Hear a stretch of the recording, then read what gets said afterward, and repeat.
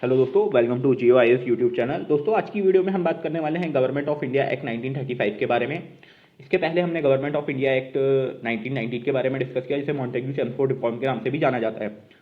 देखिए दोस्तों, मुझे लगता है कि आपने अभी तक के प्रीवियस एक्ट पूरे अच्छे से रिवाइज किए होंगे। ये बात मैं इसलिए बार बार रिपीट कर रहा हूँ क्योंकि रिवाइज करके आप PYQ नहीं लगाओगे तो आपको क्लैरिटी नहीं आएगी। आपको एक बार में क्लियर करना है दिमाग में चीज़ें, है ना, ऐसे बैठ के पढ़ के।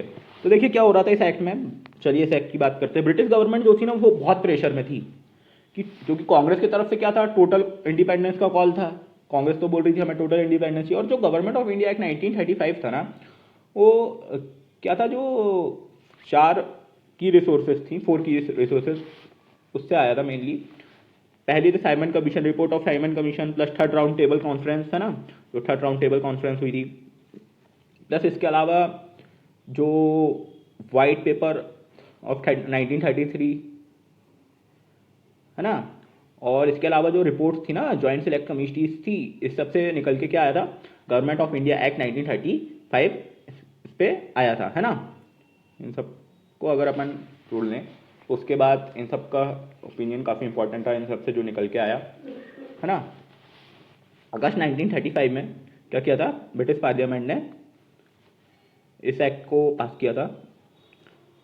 इसमें 321 सेक्शंस थे, प्लस इसमें 10 शेड्यूल्स थे, और ये अभी तक मतलब जो उस समय मतलब सबसे लॉन्गेस्ट था, सबसे लॉन्गेस्ट एक्ट था जो ब्रिटिश पार्लियामेंट के द्वारा पास किया गया था। बाद में ये एक्ट दो उसमें स्प्लिट हो गया था, दो पार्ट्स में। एक था गवर्नमेंट ऑफ इंडिया एक्ट 1935, है ना, और एक था गवर्नमेंट ऑफ बर्मा एक्ट 1935, क्योंकि बर्मा अलग सेपरेट कर दिया गया था। वो हम देखेंगे अभी आगे मेन प्रोविजंस में, जब हम मेन प्रोविजंस की बात करते हैं तो हम देखते हैं। चलिए देखते हैं। अब हम देखते हैं कि इसके मेन प्रोविजंस क्या क्या थे।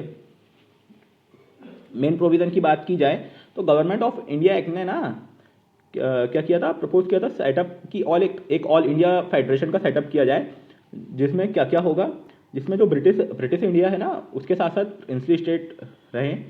लेकिन ये आ नहीं पाया कभी, क्योंकि ऑपरेशन में, क्योंकि मेनली क्या था, जो प्रिंसली स्टेट के जो रूलर्स थे ना, उन्हें इसको अपोज कर दिया था कि हाँ नहीं ऐसा नहीं हो सकता, उनका कुछ अलग ही मानना था, है ना। तो ये नहीं आया था बाद में कोई ऑपरेशन वगैरह में, बाकी एक प्रोविज़न बनाया गया था, है ना। अब अगर इसके सेकंड प्रोविज़न की देखें तो इसमें क्या, प्रोविंशियल ऑटोनॉमी इंट्रोड्यूस की गई थी, और जो डायरकी थी ना प्रोविंशियल लेवल पे, इसको एबॉलिश कर दिया गया। यहाँ पे कोई रिजर्व सब्जेक्ट नहीं थे, कोई एग्जीक्यूटिव काउंसिल नहीं थी, है ना। जो काउंसिल ऑफ मिनिस्टर्स थी ना, वो ही एडमिनिस्ट्रेट करेंगे जितने भी प्रोविंशियल सब्जेक्ट है, कुछ सब्जेक्ट को लेकर या कुछ मैटर्स को छोड़ के, जैसे कि लाइक लॉ एंड ऑर्डर्स वगैरह। गवर्नमेंट के पास कुछ स्पेशल रिस्पॉन्सिबिलिटी थी, इसलिए वो लॉ एंड ऑर्डर को अपने पास रखना चाहती थी, है ना। काउंसिल ऑफ मिनिस्टर ही देखेंगे बाकी सब चीज़ें, ऐसा इसमें प्रोविज़न किया गया था कुछ चीज़ों को छोड़कर। और जो मिनिस्टर्स है ना, ये जो मिनिस्टर्स थे, वो जो थे इलेक्ट किए जाते थे, जो मेंबर्स होते थे प्रोविंशियल लेजिस्लेचर के, उनसे, है ना, इलेक्टेड मेंबर्स में से, है ना। और इसके अलावा अगर हम प्रोविजंस की बात करें तो जो एक्ट है उसने क्या किया, पावर को डिवाइड कर दिया था सेंटर एंड प्रोविंसेस के बीच में। कैसे किया था, 3 लिस्ट थी। पहली थी फेडरल लिस्ट, जो सेंटर के लिए थी, जिसमें 59 आइटम्स आते थे। दूसरी थी प्रोविंशियल लिस्ट, जो प्रोविंसेस के लिए थी, जिसमें 54 आइटम्स आते थे। और थर्ड थी कॉन्करेंट लिस्ट। कंकरेंट लिस्ट में दोनों के लिए था बहुत, और इसमें 36 आइटम्स आते थे, है ना। बाकी एक्स्ट्रा रेसिड्यूरी पावर जो वायसराय थी उसे दी गई थी। अगर हम बात करें तो इसने डायर की सेंट्रल लेवल पर इंट्रोड्यूस की थी। जो फेडरल सब्जेक्ट थे ना, उनको 2 कैटेगरी में डिवाइड किया गया था, रिजर्व एंड ट्रांसफर। और जो रिजर्व सब्जेक्ट थे ना, उसमें डिफेंस, एक्सटर्नल अफेयर्स और एडमिनिस्ट्रेशन ऑफ ट्राइबल एरियाज, ये सब इंक्लूडेड थे रिजर्व सब्जेक्ट्स में। जो डायरेक्ट इसको कौन गवर्नर जनरल करता था एडमिनिस्ट्रेट, अपनी एग्जीक्यूटिव काउंसिलर नॉट मतलब जो उसके मेन एग्जीक्यूटिव काउंसिल के लोग होते थे उसके द्वारा, तो है ना।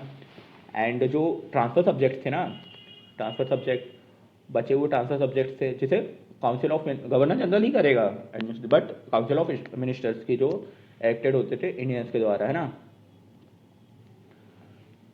बाकी गवर्नर जनरल के पास स्पेशल पावर था कि वो डोमिनेट कर सकता था आराम से मिनिस्टर्स को।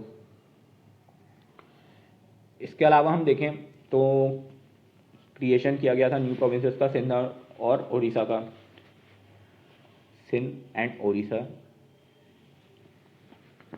और इसके साथ साथ जो न्यू प्रोविंसेस थी ना, अगर अपन नॉर्थ वेस्ट सेंट्रल प्रोविंस को भी ऐड कर दें तो टोटल 11 गवर्नर्स की जो थी ना वो प्रोविंस थी। इसके अलावा कुछ प्रोविजंस दिए गए थे जो ऐसा सेफ गार्ड रहते थे माइनॉरिटीज़ के लिए, बट ये सिर्फ क्या था, तो गवर्नर जनरल और गवर्नर्स को ओवरऑल पावर देने के लिए किया गया था, सिर्फ और सिर्फ कि उनकी पावर बढ़ जाए। माइनॉरिटीज़ का तो बहाना बनाया गया था, है ना, ऐसा कह सकते हैं अपन। तो आज के लिए इतना ही, अगली वीडियो में हम इस एक्ट को कंटिन्यू करेंगे। Thank you so much. अगर आपको वीडियो अच्छी लगी हो तो लाइक कीजिए, शेयर कीजिए, चैनल को सब्सक्राइब कीजिए। Thank you.